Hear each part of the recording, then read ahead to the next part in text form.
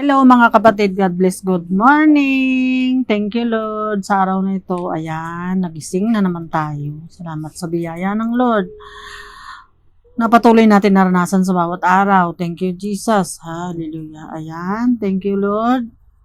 At patuloy nga yung biyaya ng Panginoon ay naranasan natin. Buhay pa din tayo. Salamat sa Kanya. Amen. Thank you, Jesus. Hallelujah. Ayun mga kapatid, sa araw na ito, kamusta kayo mga kapatid? Okay lang kayo dyan?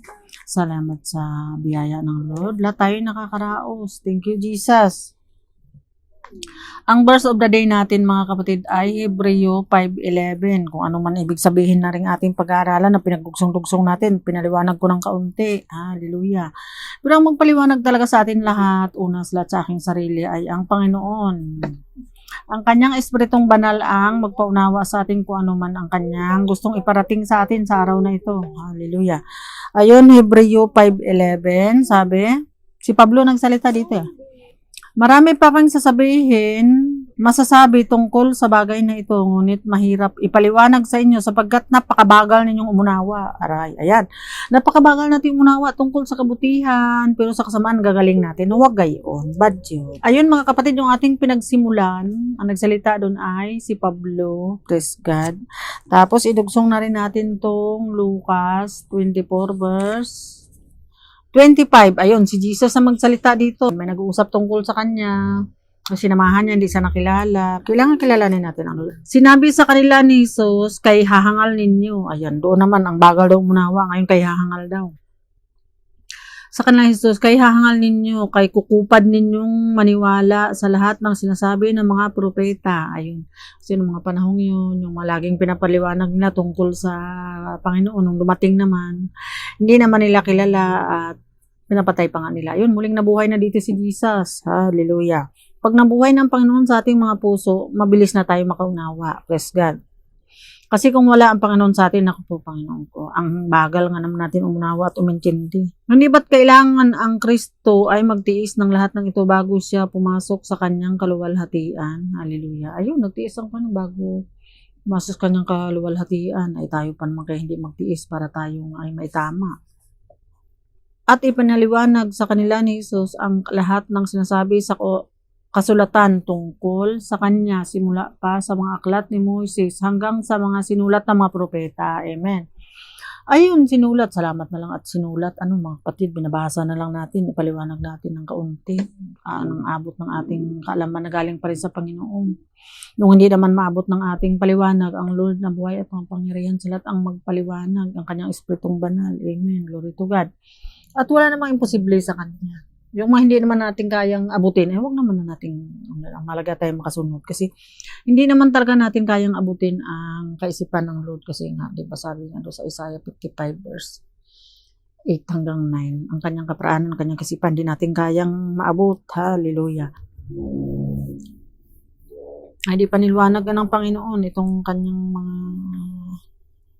salita na hindi manunawaan ng mga tao noon. Ayun sabi, nang say kasalo na nila sa pagkain, ayan, hanggat hindi mo kasi nakasalo ang Panginoon sa pagkain ng spiritual na pagkain, hindi mo talaga maunawaan ang mga salita niya. Amen. Lord to God.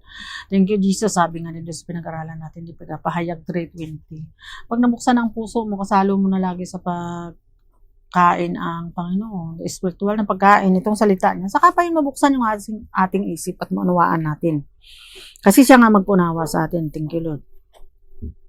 Nang siya'y kasalo na nila sa pagkain, dumampot siya ng tinapay. Jesus is a bread of life. At nagpasalamat sa Diyos pagkatapos pinagpira-piraso iyon at ibinigay sa kanila. Hallelujah. Pag tayo nga ay nabuksan ng ating puso, kasalo natin sa pagkain, pira-piraso ng tinapay, noon pa yun mabubuksan. So, noon nabuksan ang kanilang mga mata at nakilala nilang si Jesus, subalit siya'y biglang nawala sa kanilang paningin. Hallelujah. Thank you, Lord. Tunay naman. Kapag nakasalo mo na ang Panginoon, sa kapin mabuksan ang mata natin sa kabutihan at yung kasamaan ay hindi na natin laging intindihin at pansinin yun. Nasabi nila sa isa't isa, kaya pala nag-aalab ang ating puso habang tayo'y kinakausap niya sa daan at pinapaliwanag sa atin ang mga kasulatan. Amen. Glory to God. Di ba tayo minsan habang tayo nagpaliwanag, parang nag-uumapaw yung puso natin? Kasi ang Panginoon na ayun, na nasa puso na natin. Noon nagpaliwanag siya, nag-uumapaw daw yung puso nila nung nakakinig. Ngayon, sa biyaya ng Lord tayo nagpapaliwanag, nag-uumapaw ang puso natin kasi nga ang Panginoon ay nasa puso na natin. Hallelujah. Tayo na nagpaliwanag ng mga pinapaliwanag niya noon. Glory to God. At siya rin magpaunawa sa atin una sa lahat kasi siya naman nakakaalam ng lahat ng mga salitaan niya, matalinhaga man yun. Alam niya yun. Thank you, Jesus. Paliwanag sa atin ang mga kasulatan. Ayun, di ba mga kapatid? Habang pinapaliwanag natin to, nagkakaroon tayo ng kapayapaan, nabubuksan ang ating mga isip sa kabutihan ng Panginoon, at nabubulag tayo sa kasamaan ng daigdig na to. Amen. Thank you, Jesus. Ayun, 35-36, at sinalaysay naman ng dalawa ang nangyari sa daan at kung paano nila nakilala si Jesus ng paghati-hatian nito ang tinapay. Ayun, pag itong salita niya, siya yung bread of life, ay lagi natin pinaghati-hatian here in abroad sa lahat ng nakikinig. Saka pa yun natin maunawaan at papasok yun ang Panginoon, hindi lang doon sa ating sambayan, doon sa ating puso. Habang pinag-usapan nila ito, tumayo si Jesus sa kaligtaan nila at nagsabi, sumain niyo ang kapayapaan. Amen. Sama sa atin ang kapayapaan habang tayo salo-salo sa tinapay na pinagpirapiraso ng Panginoon na siya din yun. Jesus is a bread of life. Sabi nga doon sa John chapter 6. Hallelujah. Thank you, Lord, na bumaba dito sa lupa para akayin tayo at bumalik uli sa langit. Thank you, Jesus. Sa mga salitang ito, napakabuti ng Diyos at ito nga ay naituturo sa atin at napagdugsong-dugsong natin at patuloy na pinapaliwanag ng Panginoon ang ating isip at nanawaan na natin. Binuksan na ang ating mga mata. Hallelujah. Pati puso binuksan na rin pagkasama natin sa kumakain ng tinapay. Siya nga yung tinapay. Siya nga yung tubig. Lahat siya yun. Sa biyaya ng Lord na ngayon. Na, unti-unti na natin naunawaan. Praise God. Ayun. 45 hanggang 49. Lucas pa rin 24 mga kapatid. Binuksan niya ang kanilang pag-iisip upang manawaan nila ang mga kasulatan. Ay, ito nga habang binabasa natin itong kasulatan, patuloy-patuloy na bubuksan ang ating pag-iisip sa kabutihan ng Lord. At kasama natin siya laging kumain ng tinapay na pinagpira-piraso. Hallelujah. Thank you, Lord. 46, sinabi niya sa kanila ganito ang nasusulat, kinakailangan magdusa at mamatay ang Kristo at pagtapos siya ay muling mabubuhay sa ikatlong araw. Ayun, nabuhay na dito ang Panginoon. Galing na sa kamatayan. Na yung kamatayan yun siyang nagkaroon tayo ng buhay na matiwasay at magkaroon tayo ng buhay na walang hanggan pag nag-uwian na. Thank you, Lord. Sa kanyang pangalan ang pagsisisi at kapatawaran ng mga kasalanan at dapat ipangaral sa lahat ng mga bansa magmula sa Jerusalem. Hallelujah. Ayan, sa kanya ang pagsisisi at ang patawaran ng kasalanan mula sa Jerusalem, mula sa ating sarili. Huwag nating hakbangan yung ating sarili. Yung bang turo tayong turo saan. Tapos yung sarili pala natin, hindi pa natin naturuan. Ay, yung una sa lahat ipamuhay natin at ang salita ng Lord, ayun, Jerusalem tayo. Yung ating sinasabi ni natin pinamumuhay, ay naku po, Panginoon ko. Ulit na nga sinabi na pagkakayon hypocrite. Thank you, Lord. Kayo ang mga saksi sa mga bagay na ito. Thank you, Jesus. Tandaan ninyo, isusugo ko sa inyo ang ipanangako ng aking Ama, kaya huwag kayong aalis sa Jerusalem hanggat hindi kayo napagkalooban ng kapangyarihang mula sa langit. Ayan. May kapangyarihan na ba na mula sa langit na tayo'y laging nakatingin nga sa langit. Ang kapurihan lagi ay sa Lord. Hallelujah. Kasi kapag kapurihan lagi sa sarili, ay wala sa langit yun, sa langit-langitan ang patungo nun. Kaya, naging saksi daw tayo. Pero maraming mga sinungaling na saksi, mga kapatid. Kaya kailangan natin pag-aralan itong salita ng Lord, huwag tayo maalis sa ating takbuhin sa daigdig na ito habang buhay na ito sa Panginoon tayo dapat mananalig. Kasi marami din mga sinungaling na saksi, mga kapatid. Kaya kailangan maging saksi tayo ng Panginoon doon sa kanyang mga ginawa. Amen. Glory to God. Di ba nga, may mga saksi ginamit para pagbintangan sa kung ano-ano. May mga saksi na ganitong saksi, mga kapatid. Ayun, Marcos 14:56 hanggang 59, nung gusto nila nga ipapako ang Panginoon. Na nagawa naman nila, pero lahat ng yun ay napagtagumpayan ng Panginoon at ngayon ay mayroon tayong buhay na walang hanggan. Maraming saksi nagsabi sa sinungalingan laban sa kanya, hindi nagkatugma-tugma ang kanilang mga patotoo. Ayan yung mga sinungaling, hindi talaga nagkatugma-tugma yan, mga kapatid. Kasi nga, gawa-gawa lang nila, kaya pag-ikot yun sa kabila. At saka, Ang Panginoon ay nahatulan dahil sa pagsulsulan at dahil sa mga saksi na sinungaling. Hallelujah. Ang Panginoon mismo nagpatotoo na siya nga ay nahatulan dahil sa mga sinungaling na ari. Di ba nga, Marcos 15:9 hanggang 15. Mas pinakinggan pa ng batas ang mga sinungaling na saksi at pinagbigyan ang mga Hudyo para ipapako si Jesus sa cross. Nawa naman ay hindi tayo maging Hudyo na ito at maging sinungaling kasi napako ng Panginoon para sa kaligtasan natin. Ito ay kung ito pa rin mga parsiyo na itong tularan natin. Wala tayong buhay na walang wala tayong kaligtasan. Maging sinungaling tayong saksi. May ilang sumaksi ng kasinungalingan laban sa kanya na nagsabi, narinig namin sinabi ng taong iyan, gigibain ko ang templo. Ito nagawa ng tao at sa loob ng 3 araw ay magtatayo ako ng iba na di gawa ng tao. Ay ang katawan naman niya yun, sabi nga doon sa aklat ng Juan.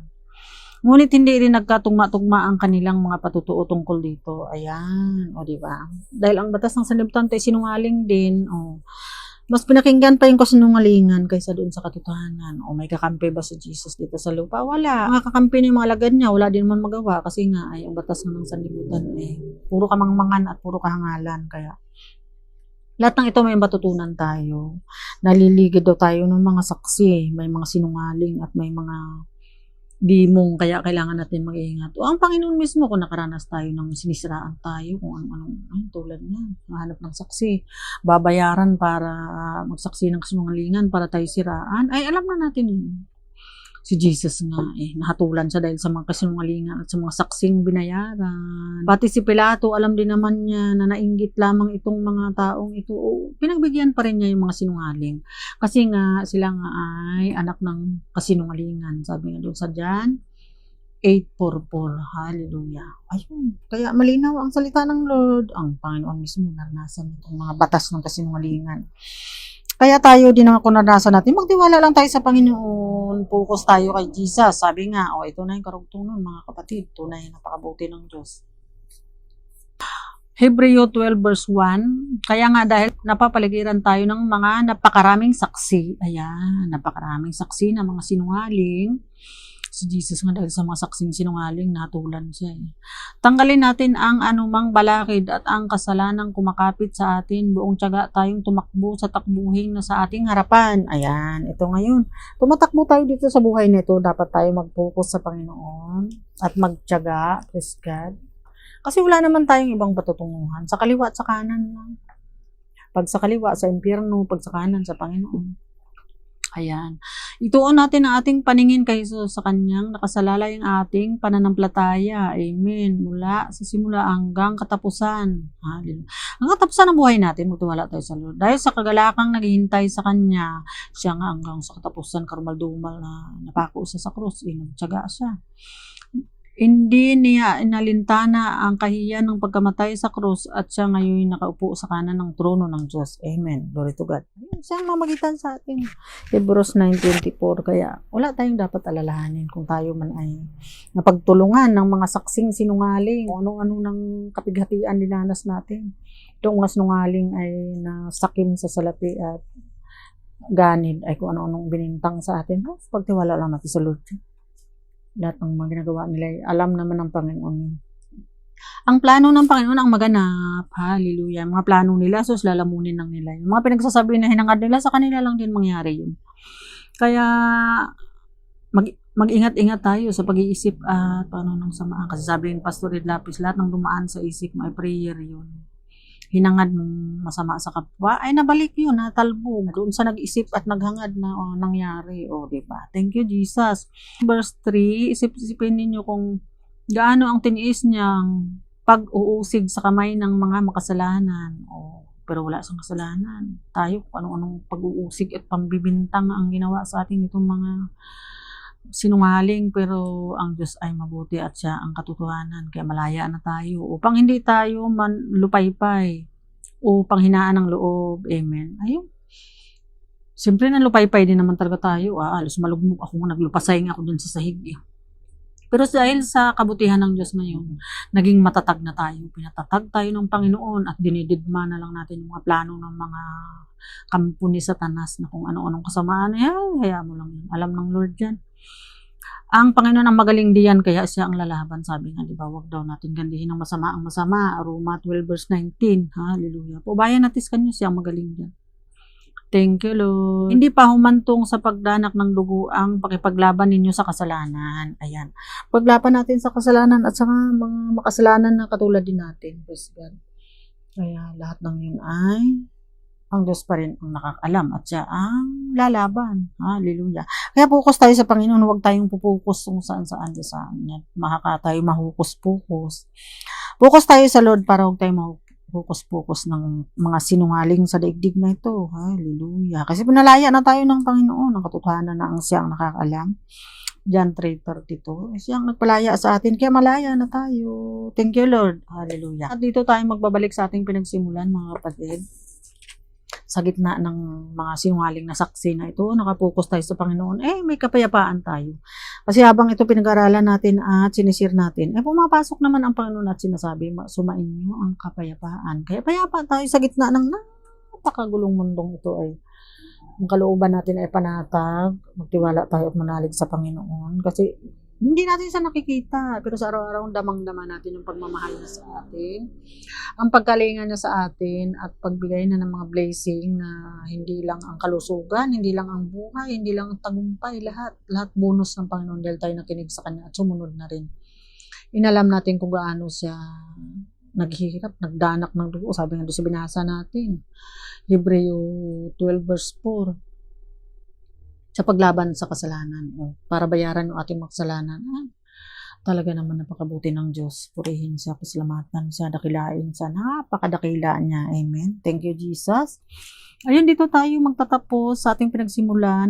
Lucas 24 verse 36. Habang pinag-uusapan nila ito, tumayo si Jesus sa kalagitnaan nila at nagsabi, sumain niyo ang kapayapaan. Ayan, mga kapatid. Payapa ba tayo? Sumaatin na ba ang Panginoon na nagsabi nito? Praise God. Thank you, Lord. Kaya ayun. Thank you, Jesus. At ayun, tapos na tayo, mga kapatid. I pray and declare na itong lahat na binasa natin, pag-aralan natin, ay mayroon tayong makuhang aral, mayroon tayong makuhang dagdag na pananampalataya at pananalig sa Panginoon. Kasi wala naman talaga tayo kalaban-laban sa daigdig na ito. Kung hindi tayo mapailalim sa kapangyarihan ng Panginoon, ay naku, kawa-awa tayo. Pero dahil ang kapangyarihan ng Lord ay nasa atin na, kaya payapa tayo kasi alam naman natin na siya ang magaling lumaban niya sa mga masasama, sabi nga, di ba? Roma 12:19. Ipaubaya daw sa kanya at siya ang magaling dyan, napagtagumpayan nga niya ipako sa krus, kaya hiya karumaldumal na, kaya hindi niya kinahiya. Sabi nga doon sa Hebrews 12 verse 2, grabe ang Panginoon, napakabuti niya. Thank you, Lord. Hallelujah. Thank you, Father God in heaven. Thank you, Jesus. Thank you, Holy Spirit. Amen. Glory to God.